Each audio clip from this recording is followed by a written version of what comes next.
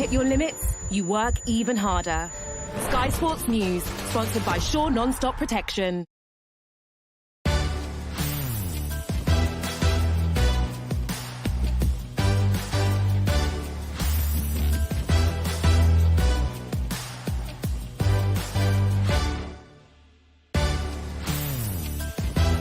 Hello, welcome to Good Morning Transfers. Chelsea are on the verge of spending £200 million in 1 week. Caicedo in, Lavia and Olise next. It's been an incredible few days as they swoop in to get deals done. We'll be reacting to that, plus we'll have developments from Manchester City with a defender set to leave. Loads to come in the company of Zach Jalab, Nabeed Haroun and Dan Bardell. However, although there's lots to talk about in the world of transfers, we have to start with England in what is a huge day in store for Lionesses. They prepare to take on Australia later this morning. Let's go live to Stadium Australia, where we can join our reporter, Anton Tolui. Right, Anton, not long to go now, ahead of a huge day for both sides.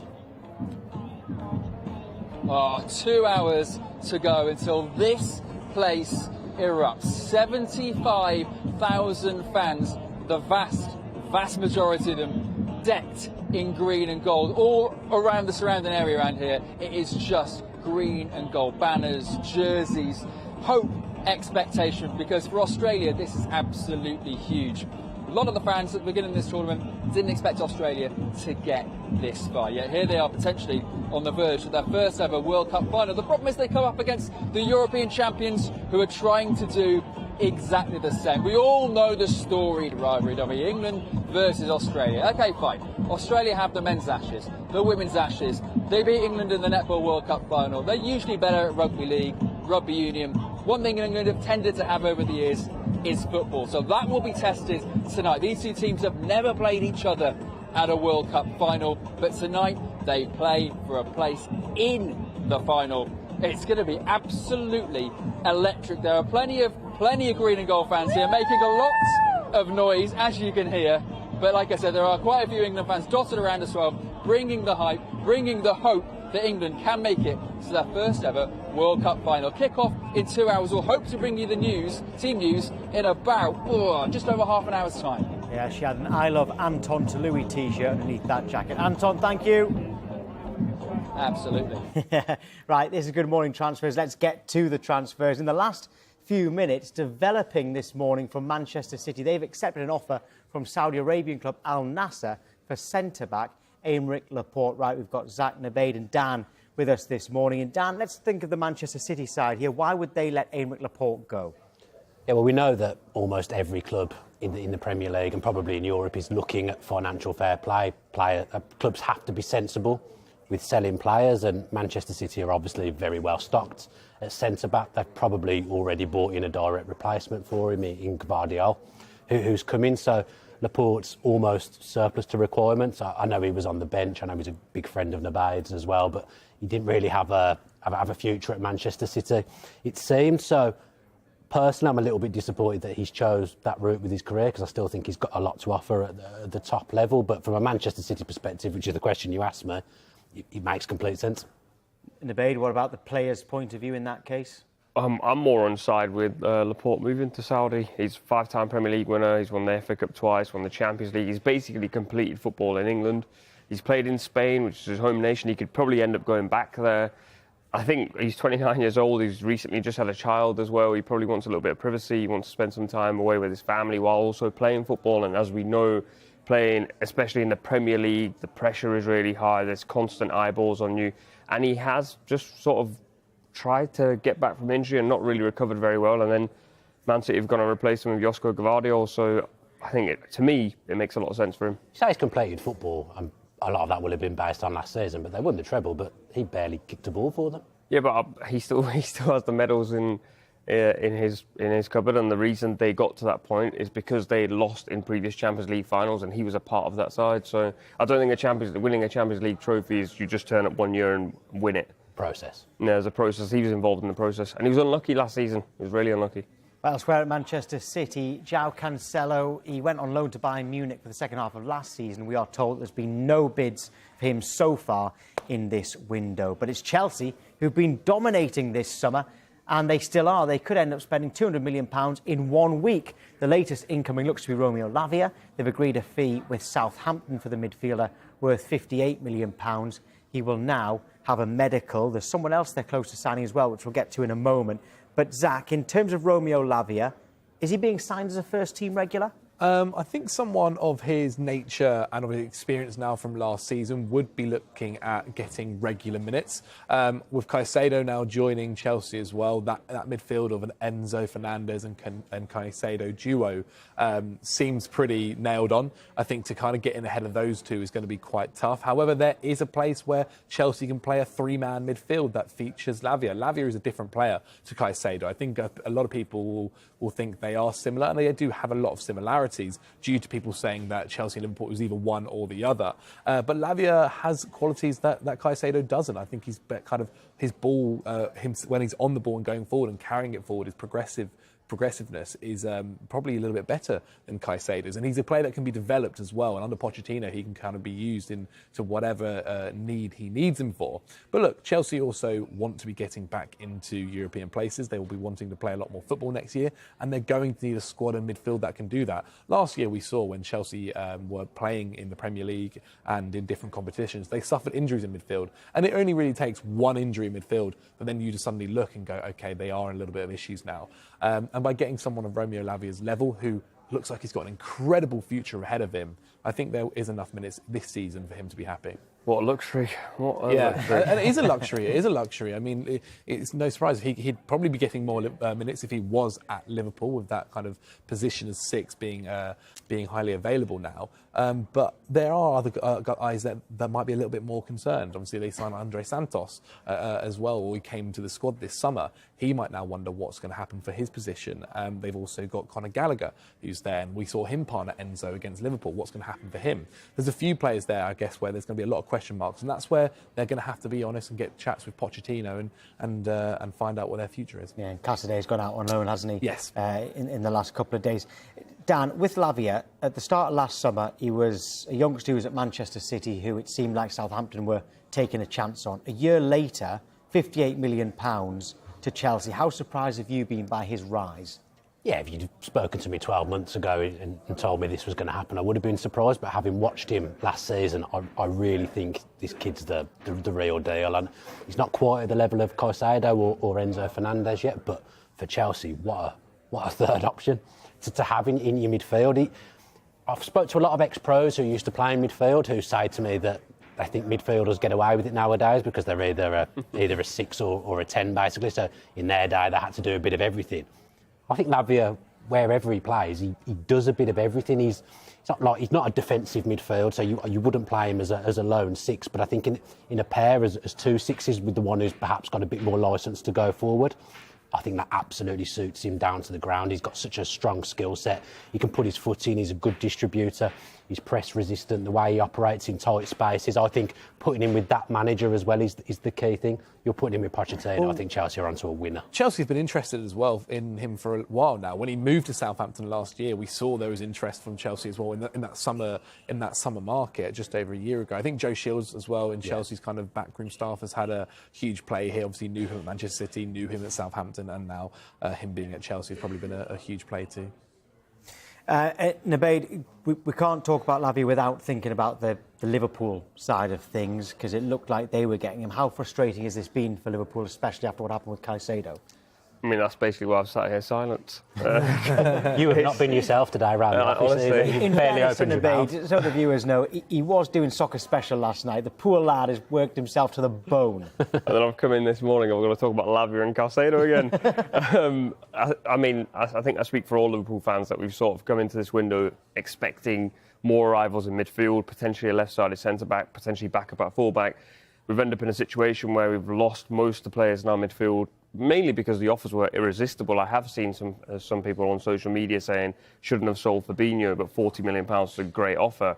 But now the situation leaves Liverpool where they've offered for Moses Caicedo 110 million. Everyone now knows that Liverpool have 110 million, which has not been the situation before. And so now Liverpool can't go around the market and sort of sneak up on someone and swoop a deal. And then Lavia's decided to go to Chelsea as well. So Liverpool's two main targets are now out of the running, and we're sort of at a point where we're lost, actually. I know we'll talk more about Liverpool shortly, but yeah, we're lost.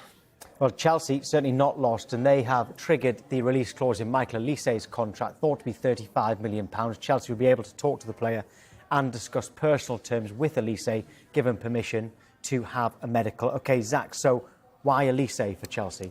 I guess if you look at a lot of recent signings Chelsea have made, it ticks all the boxes. A youngster who has huge potential and solid experience in the league that they've been playing in. And we've seen that with Olise last season with Crystal Palace. He had a fantastic year, maybe his best year yet, especially creatively. And actually, if you look into Chelsea's squad on the wings, creative wingers is something they actually don't necessarily have. Somebody that kind of makes something out of nothing, who's willing to take on a player. I mean, his assists last year, getting 11 assists in the league is no mean feat. It's fantastic, it has to be said.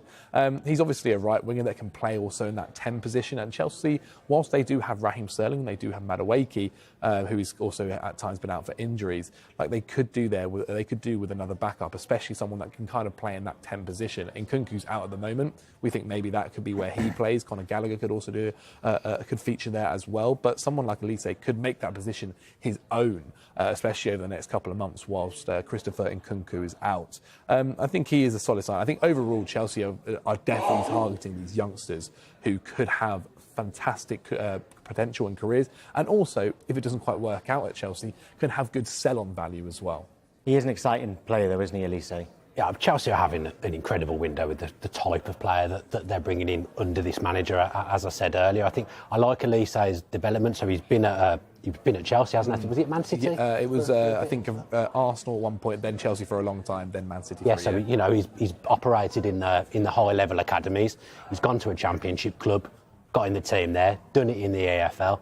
Gone to Crystal Palace again, had a couple of seasons there, learnt his trade, and now the time feels right to get that move to Chelsea. And in the modern day market as well, I mean, whoever put that clause in Crystal Palace must be absolutely fuming, because 35 million for a 21-year-old, is he? 21-year-old player who's got 2 years in the Premier League now, someone whose game really developed last season. It felt like the end product came a little bit more last season, but also if you watch him, he seemed a bit more switched on defensively, became more of a team player. So just as Palace have got him to that level, you're losing him for 35 million, which is a snip in this modern day transfer market.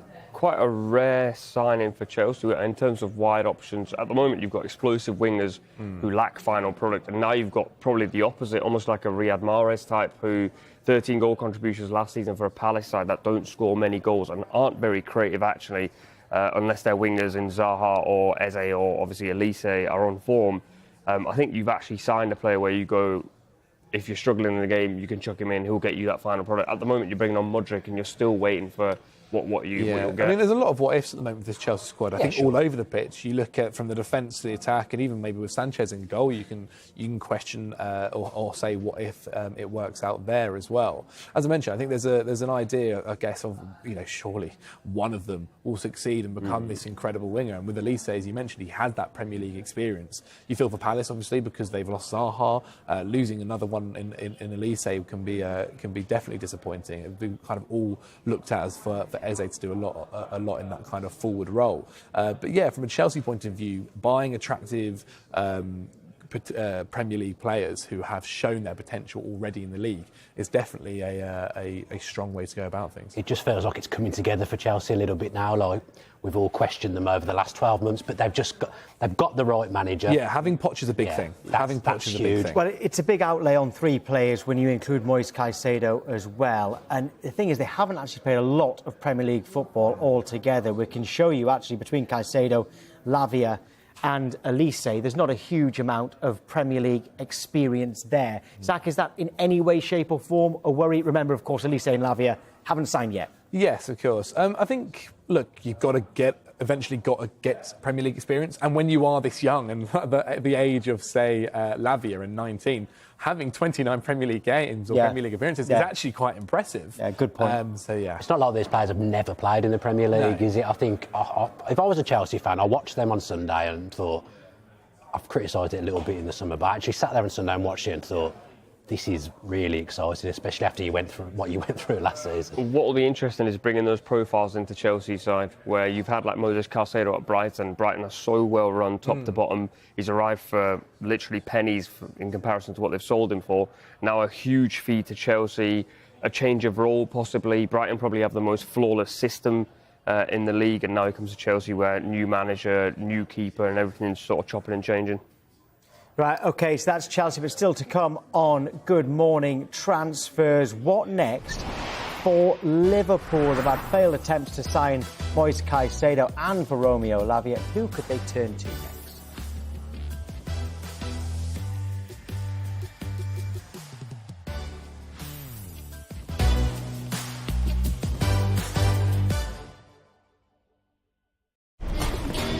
Sky Sports News, sponsored by Shaw Non-Stop Protection. The new Samsung Galaxy Z Flip 5. Share, stream, and flip into action on the UK's best network. Step out in my fit looking fresh. All of my crew like damn, that's a flex. Out making moves, and you know how we do. No cares in the world. Kick you back with the Count on EE to save £240 and get Netflix on selected plans. Plus, when you trade in your old Samsung, you save an extra £576 in any condition. Nutty and sweet latte macchiato. This one's for the prize? Intenso. No. Cool. Definitely iced.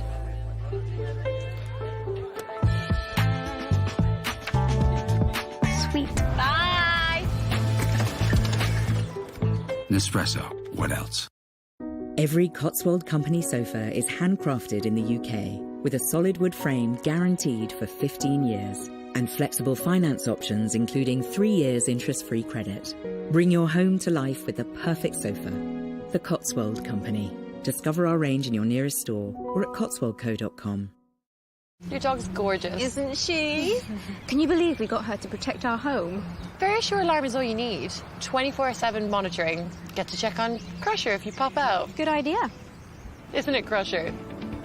Verisure Alarms. Get a free indoor camera install with your Zero Vision alarm installation. Call now or visit verisure.co.uk. Evening. Hey, before you choose tonight's dinner, have you seen these co-op member prices? I know.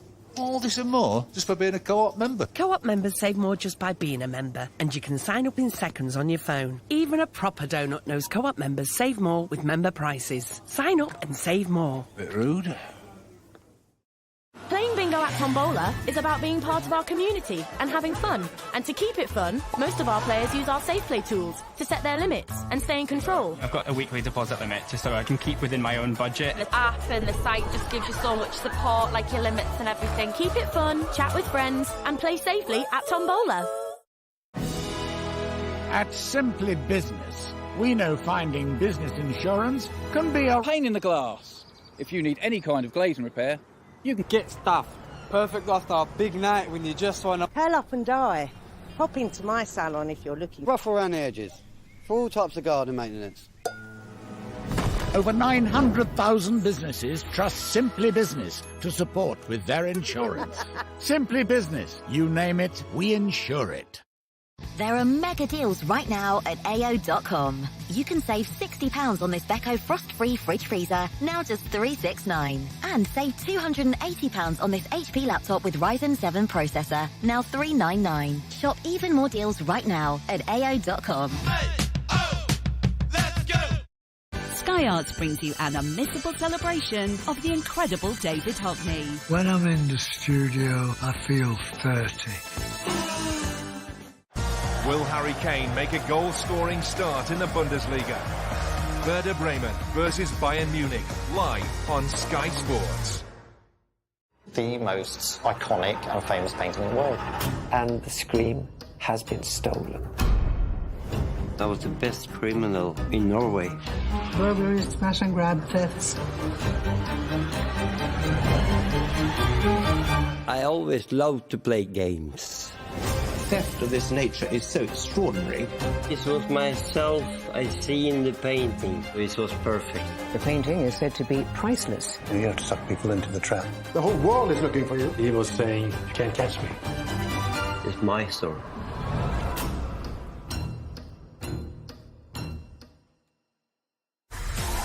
Watch all the action from the BMW Championship. Tomorrow, live, only on Sky Sports. Sky Sports News, sponsored by Shaw Non-Stop Protection.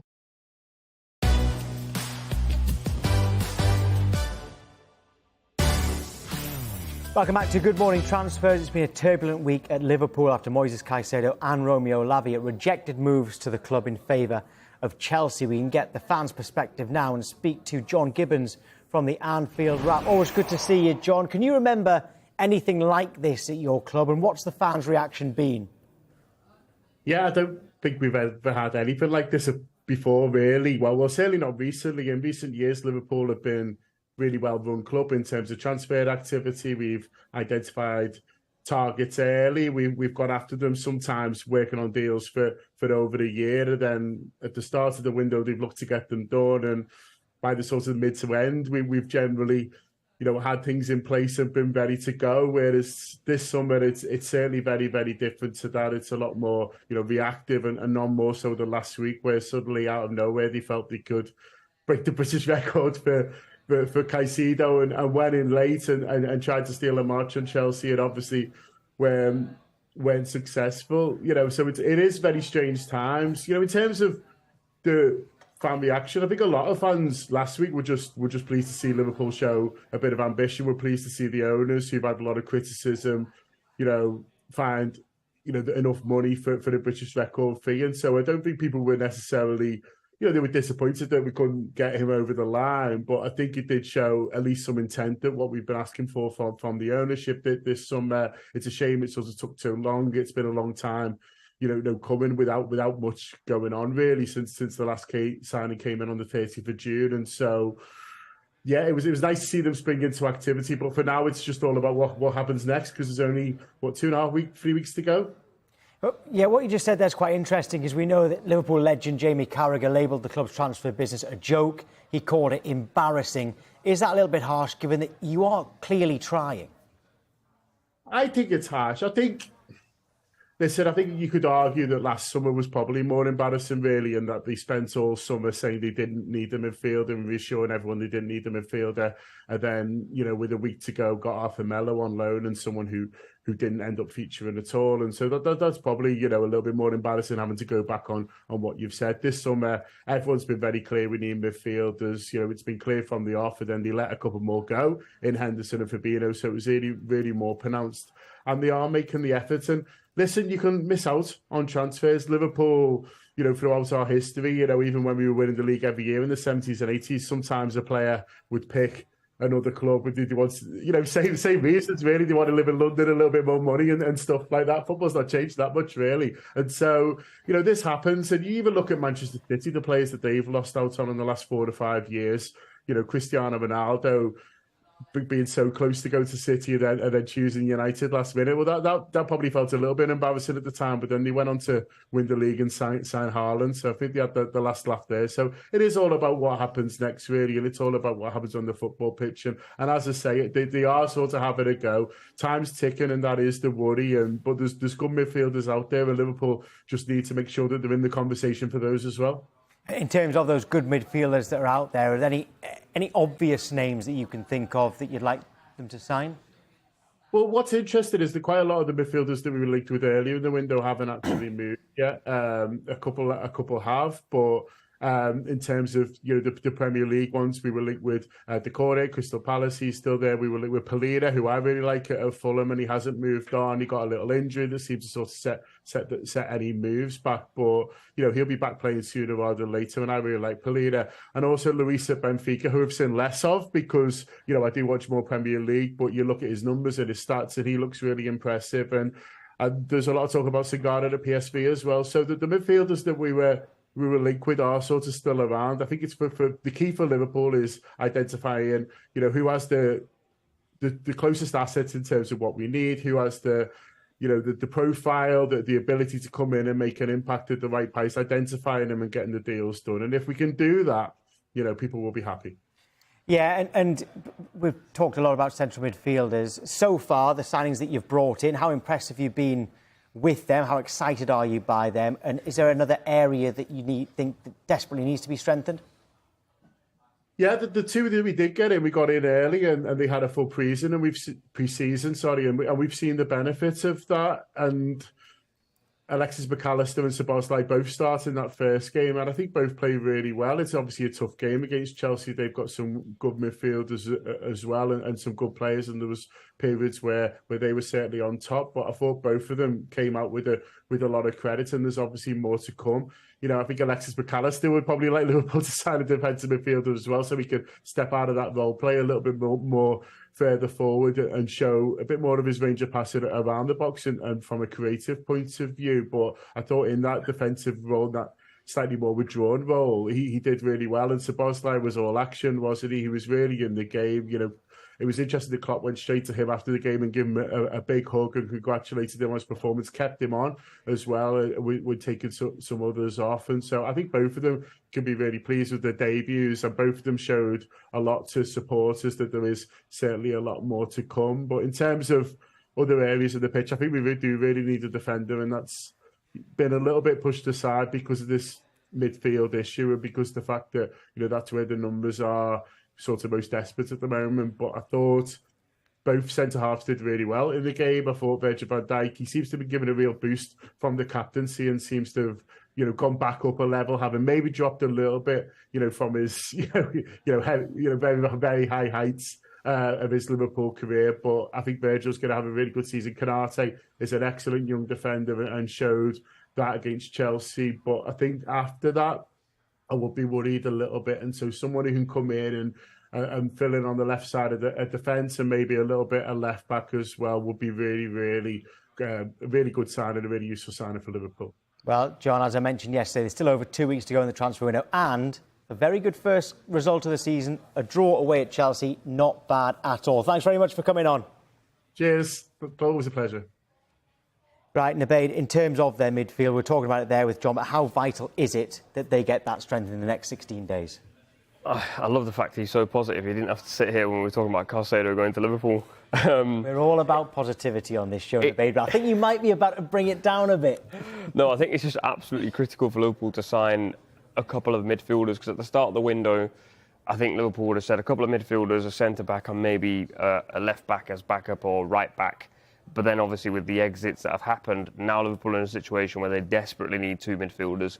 And with the Caicedo bid having gone in, the feeling is Liverpool have money to spend.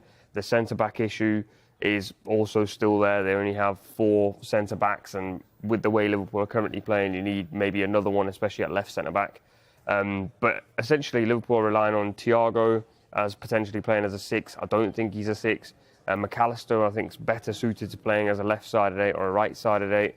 And then Curtis Jones, potentially as a 6, who's also not a 6. And I think that's, if you want to compete for titles, that's the most important position on the pitch at the moment. And Liverpool don't have an out-and-out 6 to play there. Right, we've got some breaking news coming in. It's from Chelsea, but this time it is a potential outgoing. It involves Hakim Ziyech. Right, our colleagues Dharma Sheth has just told us in the last few minutes that Galatasaray have agreed a deal with Chelsea to sign Hakim Ziyech. He's expected to have a medical today, with officials from the Turkish club flying into London. Now, a move to Al Nassr, you'll remember this, it fell through in June because the medical showed up an issue with his knee. Galatasaray and Ziyech and Chelsea, I'm sure, will be hoping no such problems this time. So Hakim Ziyech may be on his way to Galatasaray pending that medical.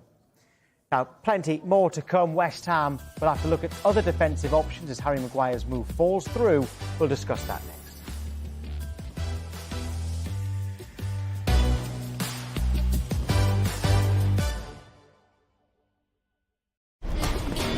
Sky Sports News, sponsored by Shaw Non-Stop Protection. Win at staying in with broadband you can trust when you're working from home. Now you can get BT Broadband, even our ultra-reliable full fibre, from only $27.99 a month on a 24-month contract. Plus, get a £20 money-back speed guarantee and Norton security to keep you protected online. Hurry, offer ends Thursday. Switch to BT today and win at staying in. I just received a marketing plan from a freelancer on Fiverr. It's great. And the way I'll present it will really take it to the next level. Check it out. skills. We're developing that with a freelancer, and it's excellent. It's probably my feedback that made it so good. And do you know who came up with the idea to use Fiverr? Liam. And who hired Liam? Me. Just to be clear.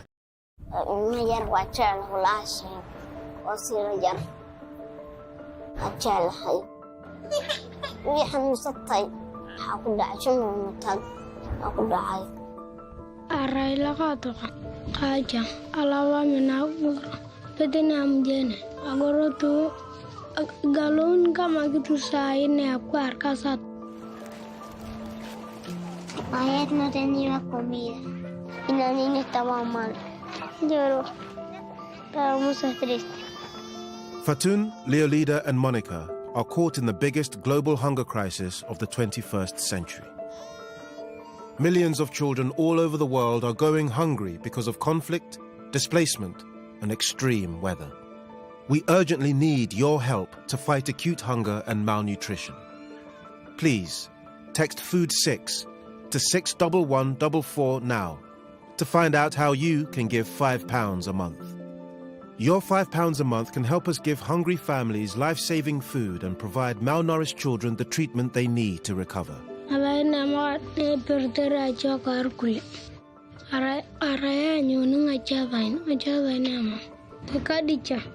No child should go hungry, so please text today. Please, text Food 6 to 61144 now to find out how you can give £5 a month. Watch all the action from the BMW Championship. Tomorrow, live, only on Sky Sports.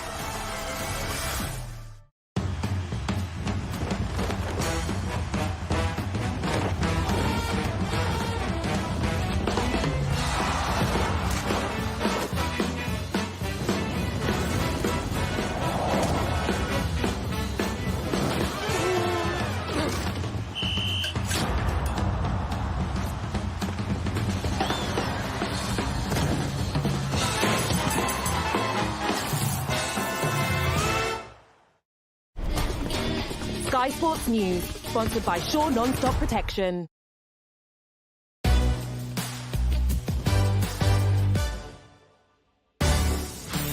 Oh, the atmosphere is building ahead of the Women's World Cup semi-final between Australia.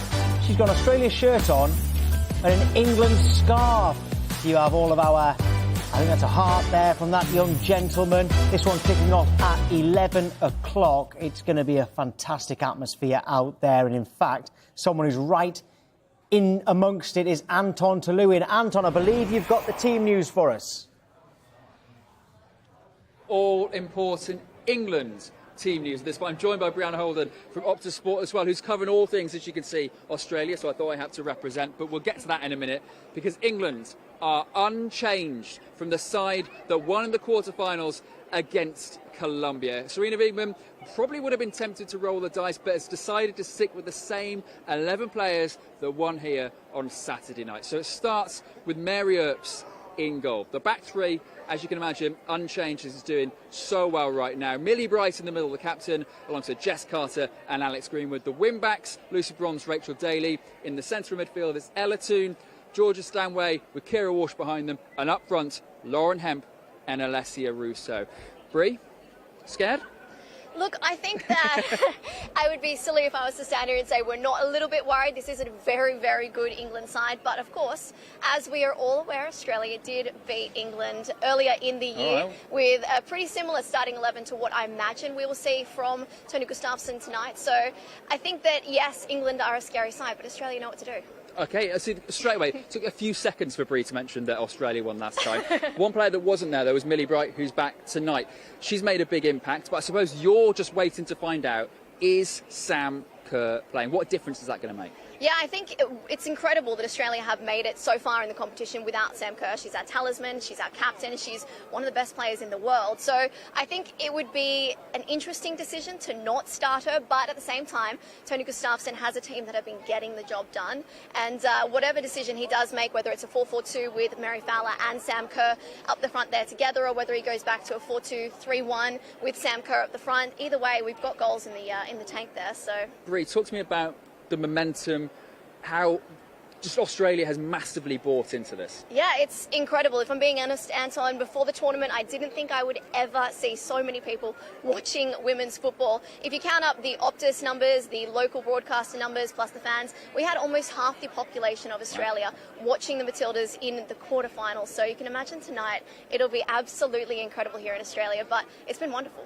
I'm not going to say mind games, but we're still waiting on that all-important Aussie team news. They could have dropped it 5 minutes ago. They haven't. So we're still trying to find out who is going to be in that team. Will Sam Kerr play? But like I said, England unchanged for this huge game. Neither of these sides have played in a World Cup final before. The crowd are hyped. We're hyped. Definitely. And a little bit nervous. Very nervous. There you go. But look, winner. We want England! That is what we want to hear. Absolutely. Anton, thank you. Right, it's all going on. 2 bits of breaking news to bring you from the world of transfers. And Manchester United centre-back Eric Bailly, we're told, is unlikely to join Al Nassr after the Saudi club decided to turn their attention to Manchester City's Aymeric Laporte. So it looks like they've chosen Laporte over Bailly. Bailly is now exploring other options. Remember, he did have an offer from Besiktas, but decided not to pursue that deal either. So Bailly at the moment in limbo at Manchester United. And a line from Sheffield United, they're in talks to sign the former Everton central midfielder Tom Davies. He's 25 years old, free agent, having left Goodison Park in the summer. So those two lines just into us. And just before we came on air, we had a line from Tottenham that Sky in Italy, they're reporting that Lazio are amongst the clubs interested in the Tottenham goalkeeper Hugo Lloris. Clubs in Saudi Arabia also interested. He's one of as many as 8 players that could leave Tottenham before the deadline as Ange Postecoglou looks to streamline his squad. Right, Zach, in terms of Lloris, though, wherever he goes, is now the right time for him to move on? Most definitely, yeah, most definitely. It feels like right now at Spurs, this is a new era that's happened now. They've kind of moved on from Harry Kane.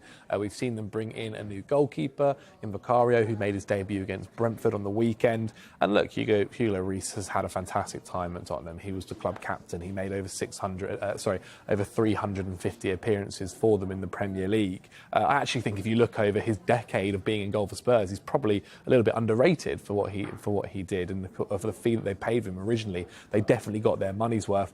But yeah, I think going to somewhere where Lazio playing under Maurizio Sarri and the football that he's playing there, it was definitely a nice move for him.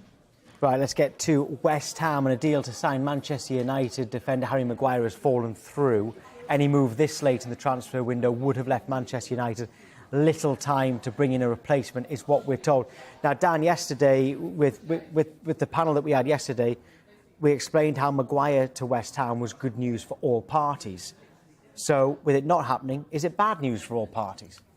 I think it's bad news for Manchester United because I think there's a player there now that's not really wanted, despite what Erik ten Hag says, not really fit for purpose for what they're trying to do.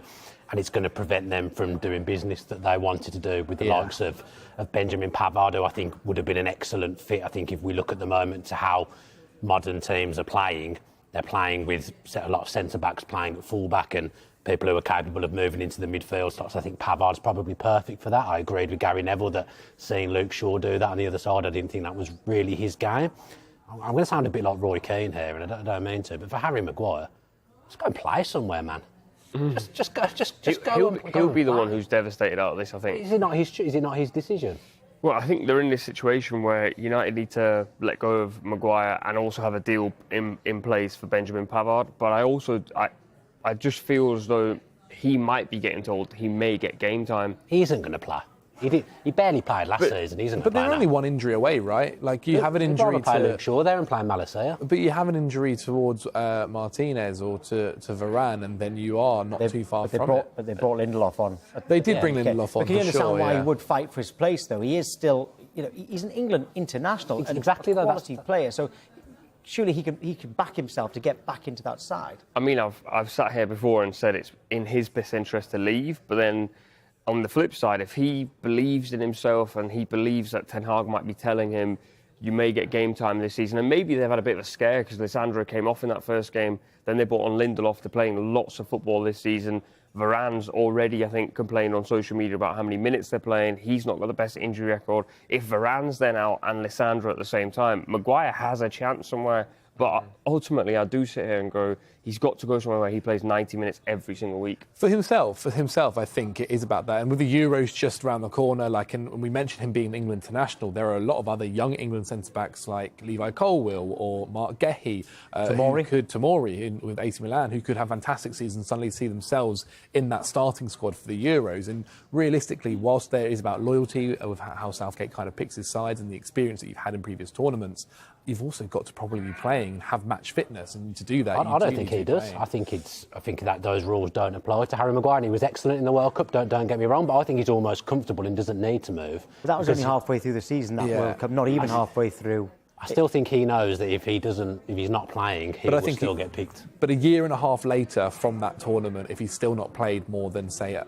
couple of 100 minutes in the Premier League, I think, and then you do have worthy shouts of Mark Gehi, who is the club captain of Crystal Palace, and Tomori, who's performing fantastically for AC Milan in the Champions League, making it to the semi-finals of that competition, or Levi Colwill, who could perform fantastically well, and we saw him actually link up with the senior squad at the last England international.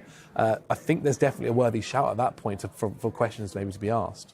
Is it also bad news for Benjamin Pavard? Nabeed brought him up. Yeah. If Maguire doesn't go, it looks like Pavard to Manchester United is off. I mean, it depends. It seems like it is for his own personal opinion. Like, he doesn't seem to want to play right back, which is where he is being deployed at the moment for Bayern Munich. We saw him start the game against RB Leipzig in the 3-0 loss, and he's actually substituted in the 46th minute in the end by Thomas Tuchel for Mazouari. And so, if he doesn't want to be playing right back, then obviously there is an option there for him to be coming in and playing centre back. I don't know whether he necessarily starts for Manchester United either straight away with Wan-Bissaka and obviously Diego Dalot.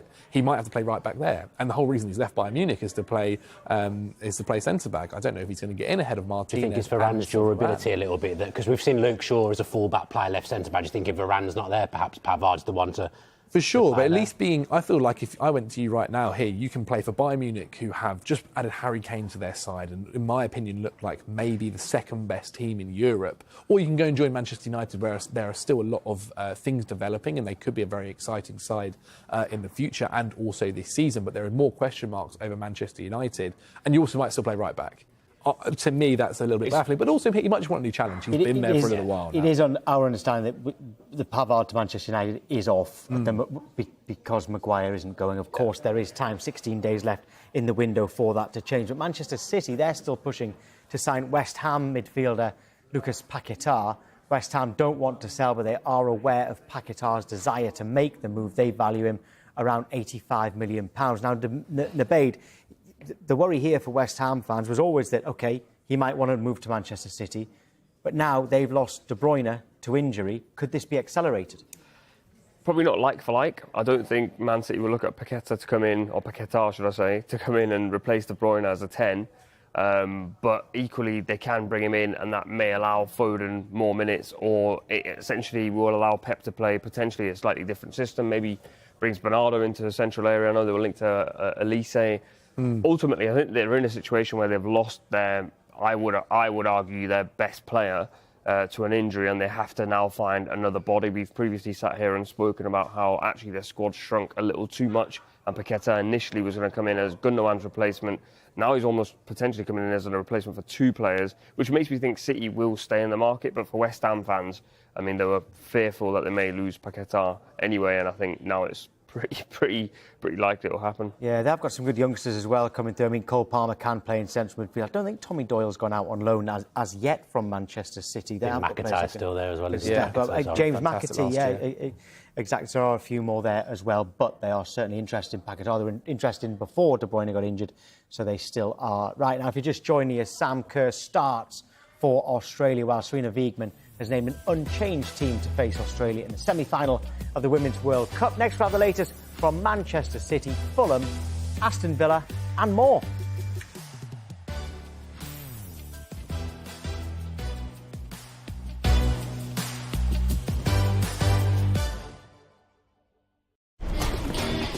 Sky Sports News, sponsored by Shaw Non-Stop Protection.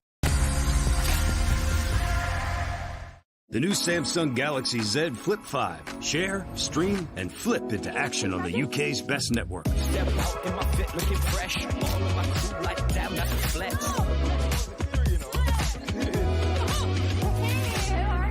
Out making moves, and you know how we do. No cares in the world. Kick you back with the Count on EE to save £240 and get Netflix on selected plans. Plus, when you trade in your old Samsung, you save an extra £576 in any condition. At Auto Trader, we're here to help you find the right one. Whether it's one with keyless entry, one with the perfect size boot, or one for the chaos of the school run. Auto Trader, Britain's biggest matchmaker. Every Cotswold Company sofa is handcrafted in the UK with a solid wood frame guaranteed for 15 years. And flexible finance options including 3 years interest-free credit. Bring your home to life with the perfect sofa. The Cotswold Company. Discover our range in your nearest store or at cotswoldco.com. Hey, feel fresh as fresh with Lynx Africa.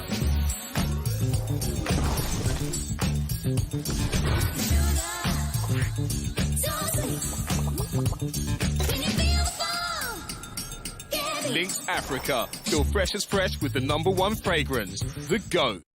Playing bingo at Tombola is about being part of our community and having fun. And to keep it fun, most of our players use our safe play tools to set their limits and stay in control. I've got a weekly deposit limit just so I can keep within my own budget. The app and the site just gives you so much support, like your limits and everything. Keep it fun, chat with friends, and play safely at Tombola.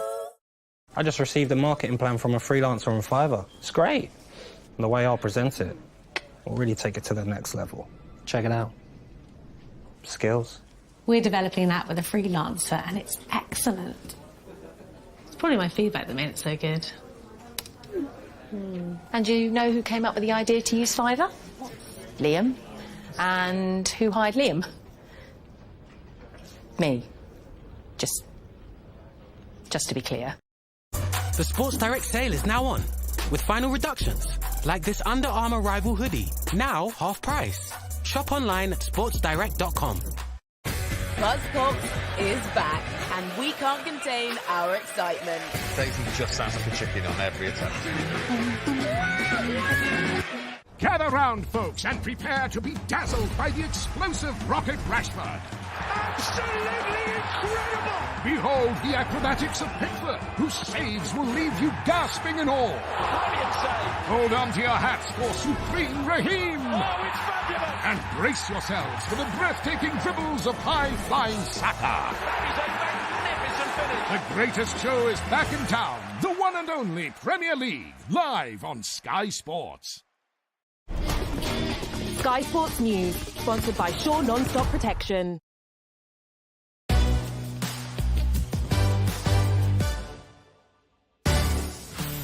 This is Good Morning Transfers. Loads more stories to bring you, OK? We'll get through as many as we possibly can, starting with Dean Henderson. He'll remain a Manchester United player in this window unless a replacement becomes available. Manchester United had been in talks with Nottingham Forest over a loan with an obligation to buy. We're told Henderson is an important member of the squad, even more so now that Tom Heaton is injured. Zach, and I can't help but think about this story without thinking about Dean Henderson's England hopes with the Euros next summer. Yeah, I think a lot of players are thinking about their international careers for that competition, and Dean Henderson may be one of the most.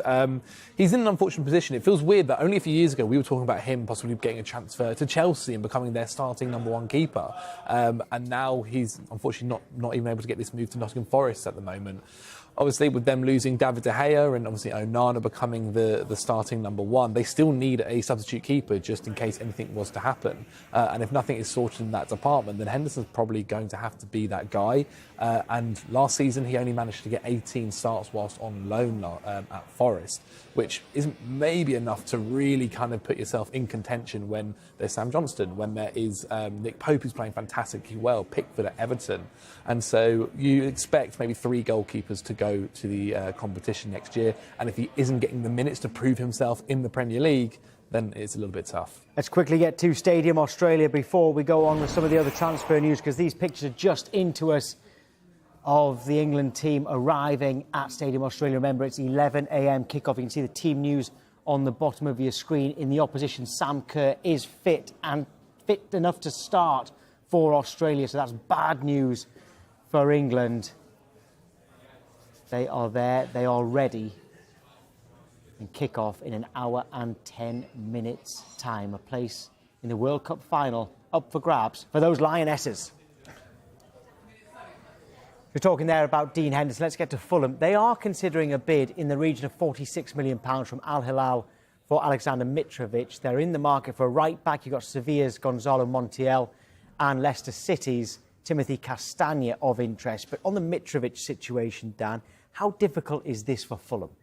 It's one that needs sorting because he is their talisman. He's a focal point. He's such a big part of what they've done over the last few years to consolidate back in the Premier League. In some ways, you know, Jimenez is there. They've got Vinicius as well, so they've kind of already got two replacements for him. But I just don't think they offer that talismanic play that the Mitrovic offers the team. It's probably a good price, isn't it? 46 million. It's probably about right, I would say, for someone that will go over to Saudi and he would score goals. But I really think Fulham would miss his goals, and potentially that's the difference between being safe in mid-table and being in a relegation scrap. Well, last season scored 14 league goals, and essentially when he played, Fulham looked more likely to win games. There was also games where, although he didn't score, he's such a big contributing factor and contributes to the way they play football. So the sort of trade-off of maybe Vinicius, who did come in last season, didn't really work as well, and then Raul Jimenez, who has really struggled last season as well, it would be a big drop-off. Yeah, I do think the Saudi Arabian clubs, although they're paying mega wages, they do actually seem to be paying quite fair transfer fees, don't they? They don't tend to be paying over the odds for the actual transfer fees. What about Aston Villa? They're closing in on a deal to take Galatasaray attacking midfielder Nicolo Zaniolo on loan. Right, Dan, does this deal make you happy as a Villa fan?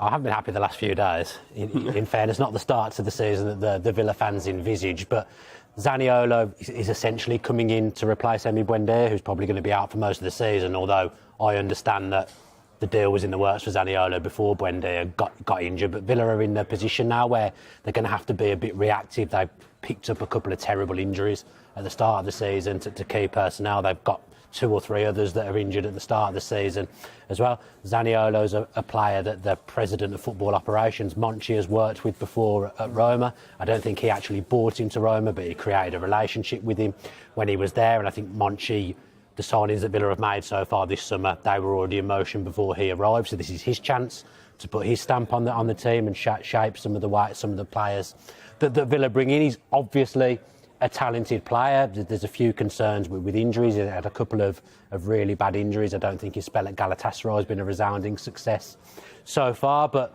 Villa are at the point now where they need to get that type of player in, and this is the player they've identified. Well, after selling Moises Caicedo for a British record transfer fee, Lille's Carlos Balebas is among the options being looked at by Brighton as they assess a potential new arrival in midfield. Nabeed, will the Brighton fans just trust the club to get it right now and not worry about them in the transfer market? I mean, I said earlier, they are probably the best run club in England at the moment, and so I have no doubts that Brighton fans have just sat back. They've probably not watched the kid at Lille and just gone, we'll probably sign him for a couple of million, sell him in a year's time. They replaced Cucurella with Pervis Estupiñán, and you couldn't tell the difference really. They replaced Basuma with Gilmour. Now McAllister's gone. Then they've bought in Enciso last season as well. They just have this sort of like brilliant turnaround of players. They've got a plan for whoever's left to bring in the next person. What I will say is, if Liverpool scouts are sat at home trying to figure out who to sign, go and sign this guy. Job done for him already. Don't wait a few years. He's there. I was going to say exactly the same thing. Carlos Balebas. You can see Chelsea, Liverpool, and everybody just going and get him right now because they know how good he can be if Brighton are scouting him. Right over line from Celtic, they're interested in Wolves winger Daniel Podence. The Premier League club are looking for a fee of around £12 million. And remember that Neymar has joined Al-Hilal from PSG for £86.3 million. Zach and Nabeed, completely disagree on this one. We'll have to be quick, but Zach, you're not keen on this deal. No, it's less the deal, more so, I guess, how Neymar's career has ended up, really. This is a guy who looked like he was on potential to, or on track to go and win several Ballon d'Ors and be the best player in the world and win more Champions Leagues.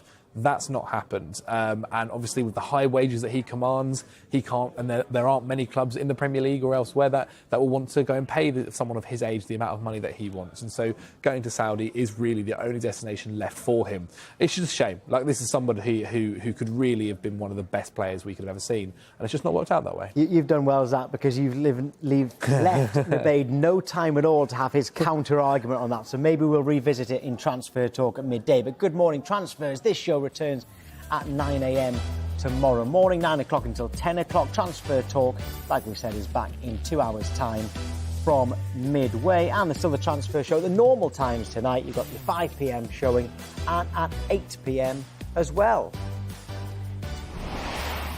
Loads to come as we count down to kick off at the Women's World Cup. Plus, from 11:30 a.m. we'll hear from, midday now we're going to hear from Harry Kane, I'm just being told. But next, it's the Football Show.